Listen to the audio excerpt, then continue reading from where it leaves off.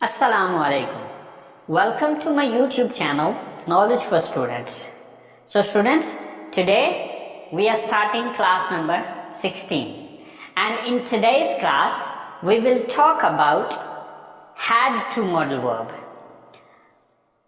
लेकिन क्लास शुरू करने से पहले अगर अभी तक आप लोगों ने मेरे चैनल को सब्सक्राइब नहीं किया तो प्लीज सब्सक्राइब के बटन पे क्लिक कर दीजिए और साथ ही बेल आइकन पे क्लिक कर दीजिए ताकि आपको हर नई आने वाले वीडियो का नोटिफिकेशन मिलता रहे। और अगर आप लोगों को मेरी वीडियोस पसंद आ रही हैं और अगर आप इन वीडियो से कुछ सीख रहे हैं तो प्लीज लाइक के बटन पे क्लिक कर दीजिए और अपने दोस्तों के साथ भी इनको शेयर कीजिए। और अगर आपको कोई भी कंफ्यूजन हो रहा है, कोई मसला हो रहा है, कोई चीज समझ में नहीं आ रही तो आप लोग कमेंट्स बॉक्स में जाके कमेंट्स कर सकते हैं ताकि मैं आपके उस मसले का हल कर सकूं। सो चलें गाइस, स्टार्ट करते हैं क्लास नंबर 16। सो स्टूडेंट्स, हम पढ़ने जा रहे हैं हैड टू मॉडल वर्ब। अब बेसिकली हैड जो है ये हैज और हैव की सेकंड फॉर्म है। तो सेकंड फॉर्म हम पास्ट में यूज करते हैं, यानी कि ये सेंस उसी में यूज होगा जिस सेंस में हम हैज टू और हैव टू को पिछली क्लासेस में डिस्कस कर चुके हैं। फर्क सिर्फ इतना आएगा कि has to and have to को हम प्रेजेंट में यूज कर रहे थे और हैड टू को हम पास्ट में यूज करेंगे।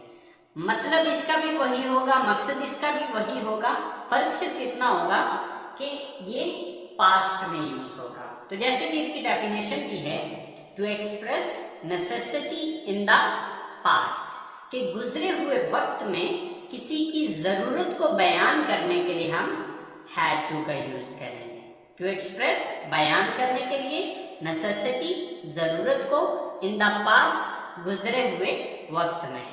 तो अब अगर हम हैज टू और हैव टू की डेफिनेशन को देखें तो वो थी to express necessity in the present, के मौजूदा वक्त में किसी की जरूरत को बयान करने के लिए।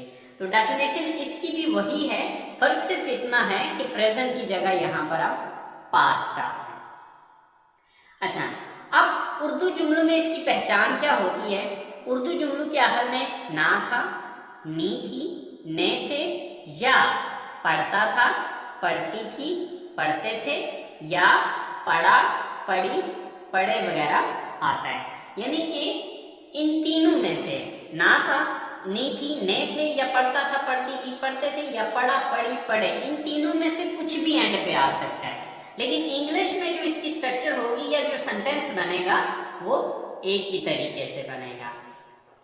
अब जैसे कि देखिए कि प्रेजेंट की अगर हम बात करते हैं तो वहां पे था ना है, नी है, ने है, पढ़ता है, पढ़ती है, पढ़ते हैं, ठीक है।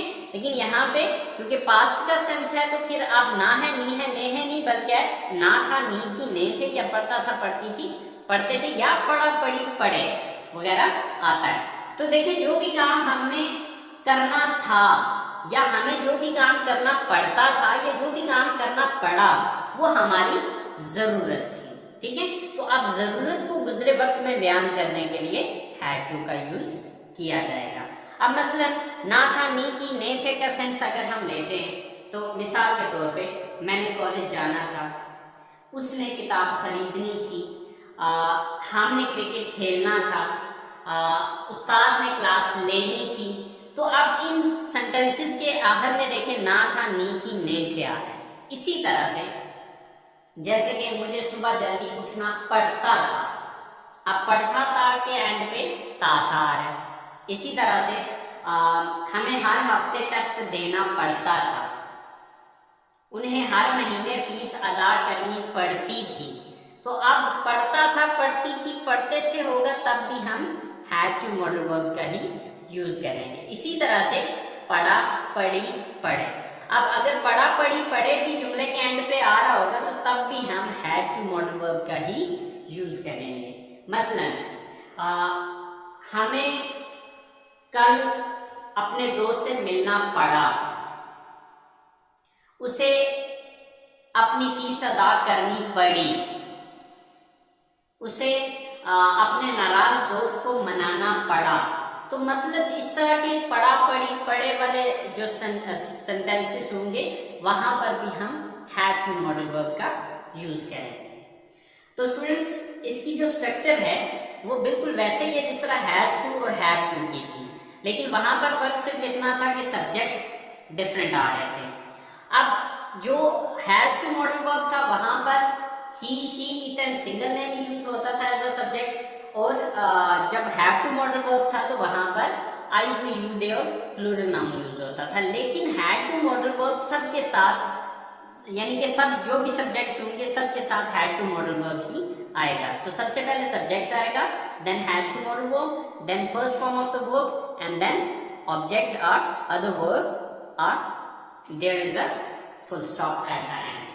सो स्टूडेंट्स सेंटेंसेस को बना के देखते हैं। जैसे कि हमारे पास सबसे पहला सेंटेंस है कि मैंने अपने दोस्त से मिलना था, या मुझे अपने दोस्त से मिलना पड़ता था, या मुझे अपने दोस्त से मिलना पड़ा। इन तीनों सूरतों में जो सेंटेंस बनेगा वो एक ही, इंग्लिश में सेंटेंस एक ही होगा लेकिन वो एक ही सेंटेंस ये तीनों मतलब दे रहा होगा। तो चलें देखते हैं। मैंने अपने दोस्त से मिलना था, या मुझे अपने दोस्त से मिलना पड़ता था, या मुझे अपने दोस्त से मिलना पड़ा। तो सबसे पहले देखना है सब्जेक्ट कौन है। तो सब्जेक्ट कौन है? मैं, I, then had to, I had to, then verb क्या है यहाँ पे, काम कौन सा है? मिलना, मुलाकात करना, meet. I had to meet. I had to meet. किससे मिलना था? ऑब्जेक्ट क्या है? अपने दोस्त से, My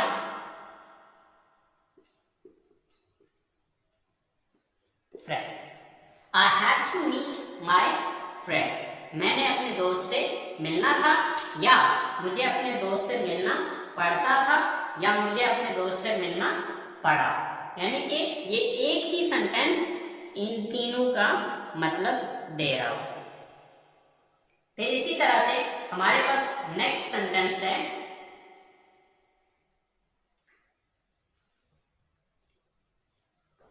उन्हें सुबह जल्दी उठना था, या उन्हें सुबह जल्दी उठना पड़ता था, या उन्हें सुबह जल्दी उठना पड़ा। अब इन तीनों सेंटेंसेस की जो इंग्लिश बनेगी वो एक ही होगी। सो सब्जेक्ट कौन है? उन्हें, यानी कि वो ज्यादा, तो वो ज्यादा की इंग्लिश क्या है? They. Then had to, they had to. वो काम कौन सा करना पड़ता है उन्हें, या कौन सा करना था? उठना या जागना, get up. They had to get up. सुबह जल्दी, early in the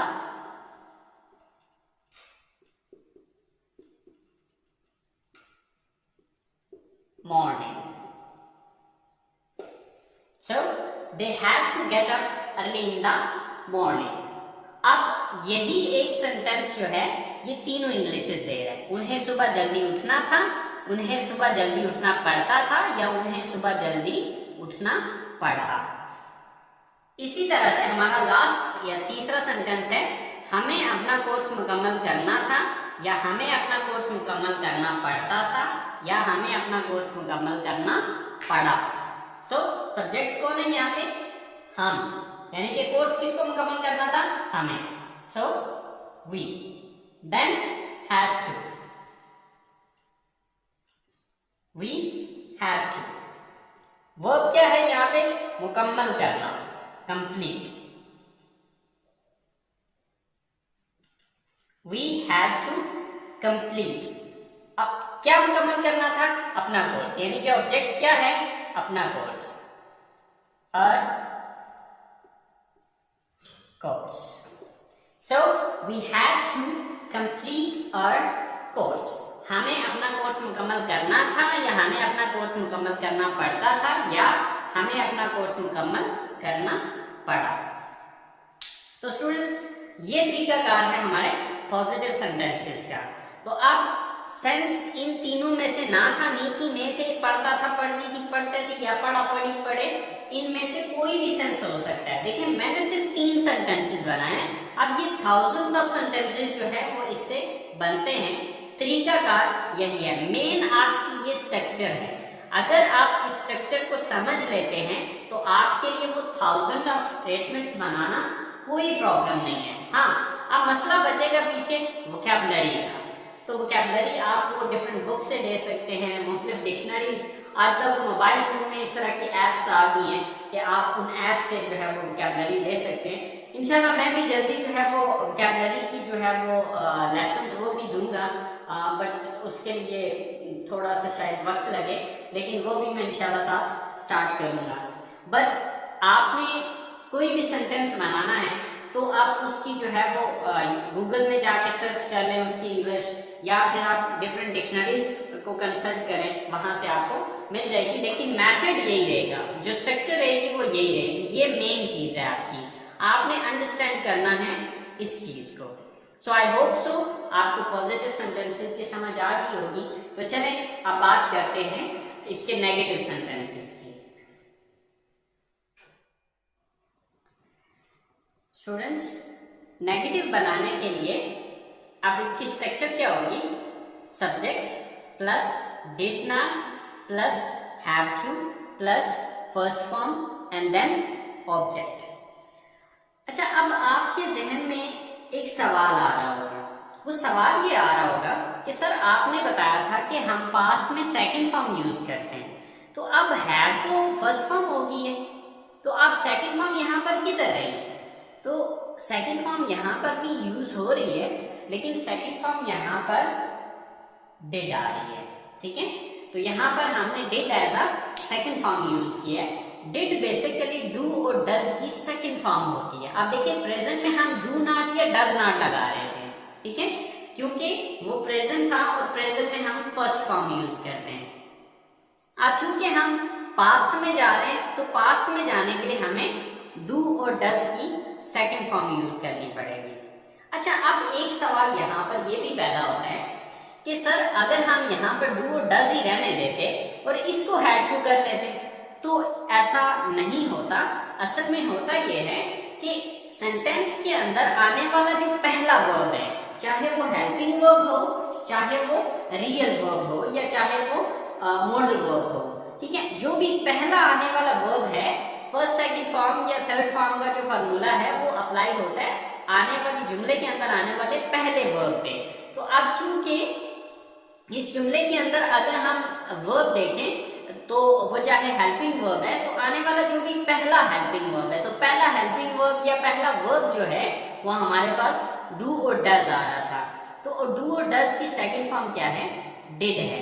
तो इसलिए अब यहाँ पर हमने इसकी सेकंड फॉर्म लगा दी और आगे हमने हैव टू में कन्वर्ट कर दिया।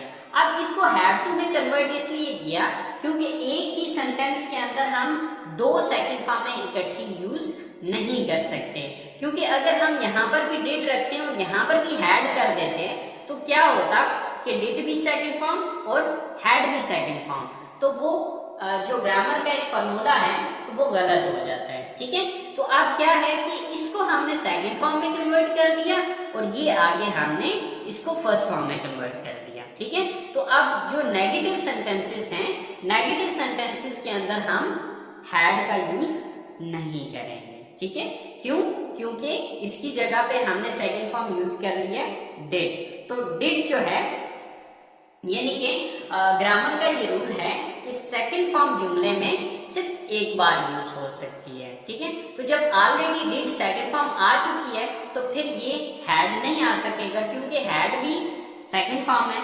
तो इसलिए हमने किया ये है कि यहाँ पर हमने डिड यूज कर लिया और यहाँ पर हमने हैड को हैव में यानी कि फर्स्ट फॉर्म में कन्वर्ट कर दिया। तो देखते हैं आप इसकी कुछ सेंटेंसेस को बना के। सो स्टूडेंट्स, उसने नई किताबें नहीं खरीदनी थी, या उसे नई किताबें नहीं खरीदनी पड़ती थी, या उसे नई किताबें नहीं खरीदनी पड़ी। उसने नई किताबें नहीं खरीदनी थी। अब सब्जेक्ट कौन है? उसने, यानी कि वो एक लड़का भी हो सकता है, वो लड़की भी हो सकती है। बहरहाल हम इसको फिर लड़की ले लेते हैं। सो वो एक लड़की, शी। आगे did not and the shortcut is didn't. जब आप इसको स्पीकिंग में यूज करेंगे तो आप बेशक इसको डिडंट यूज कर लें दोनों सूरतों में। डिड नॉट कहा तब भी सही है, डिडंट कहा तब भी सही है, लेकिन राइटिंग के अंदर आपने इसको पूरा ही लिखना है। Did not, she did not, then have to,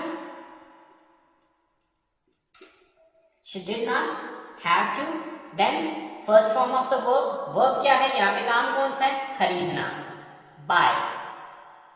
she did not have to bye.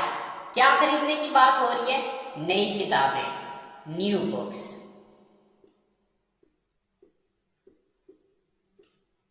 So she did not have to buy new books. उसने नई किताबें नहीं खरीदनी थी, या उसे नई किताबें नहीं खरीदनी पड़ती थी, या उसे नई किताबें नहीं खरीदनी पड़ी।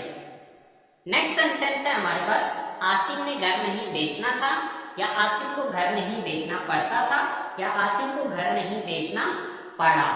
सो सब्जेक्ट कौन है यहाँ पे, Asim. Then did not, Asim did not, then have to, Asim did not have to. आगे वर्ब क्या है यहाँ पे, बेचना, sell. Asim did not have to sell. क्या बेचने की बात हो रही है, घर। Asim did not have to sell his house. Asim did not have to sell his house. क्या आसिम ने अपना घर नहीं बेचना था, या आसिम को घर नहीं बेचना पड़ता था, या आसिम को घर नहीं बेचना पड़ा। इन तीनों सूरतों में सेंटेंस यही बनेगा। हमारा लास्ट सेंटेंस है, रानी ने कपड़े नहीं धोने थे, या रानी को कपड़े नहीं धोने पड़ते थे, या रानी को कपड़े नहीं धोने पड़े। सो सब्जेक्ट कौन है यहाँ पे, Rani. Then did not, then have to, Rani did not have to. Verb क्या है यहाँ पे, काम कौन सा करना था उसने, धोना, wash. Rani did not have to wash. क्या धोने की बात हो रही है, कपड़े, द क्लोथ्स।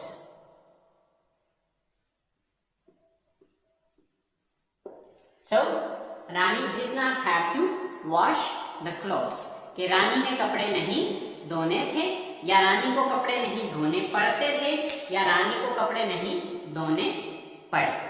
तो स्टूडेंट्स ये थे इसके नेगेटिव सेंटेंसेस।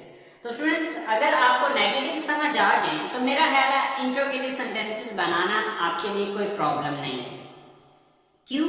क्योंकि इंट्रोगेटिव सेंटेंसेस के लिए मैंने आपको एक रूल बताया था, और वो रूल ये था कि नेगेटिव सेंटेंसेस में जिस लफ्ज के बाद आपने नॉट लगाया उस लफ्ज को उठा के जुमले के शुरू में ले आए तो वो इंट्रोगेटिव बन जाएगा या सवालिया बन जाएगा।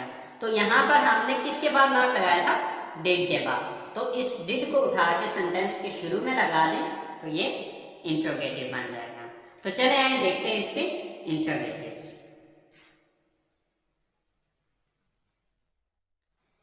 सो स्टूडेंट्स इंट्रोगेटिव सेंटेंसेस बनाने के लिए first of all did, then subject, then have to, then first form of the verb and then object, and at the end there is a question mark. So जैसे कि हमारे पास पहला sentence है, क्या उन्हें हर रोज खाना बनाना था, या बनाना पड़ता था, या बनाना पड़ा। इन तीनों सूरतों में सेंटेंस एक ही होगा। So first of all did, subject कौन है, उन्हें, यानी कि वो ज्यादा है, they. Then have to,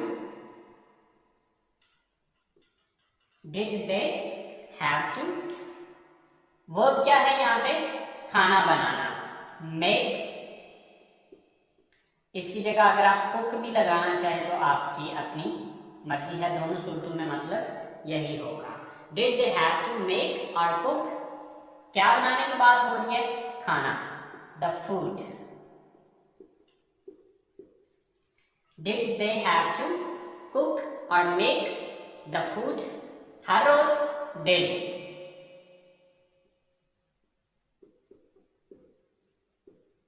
So, did they have to make the food daily? क्या उन्हें रोजाना खाना बनाना था या बनाना पड़ता था या बनाना पड़ा। इसी तरह से क्या आपको हर हफ्ते टेस्ट देना था या देना पड़ता था या देना पड़ा। So, first of all, did, sorry, then subject कौन है, आप, you,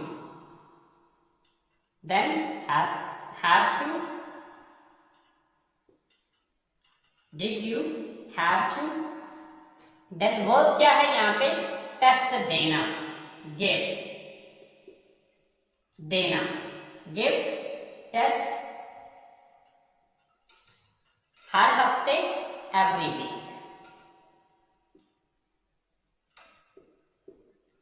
Did you have to give test every week?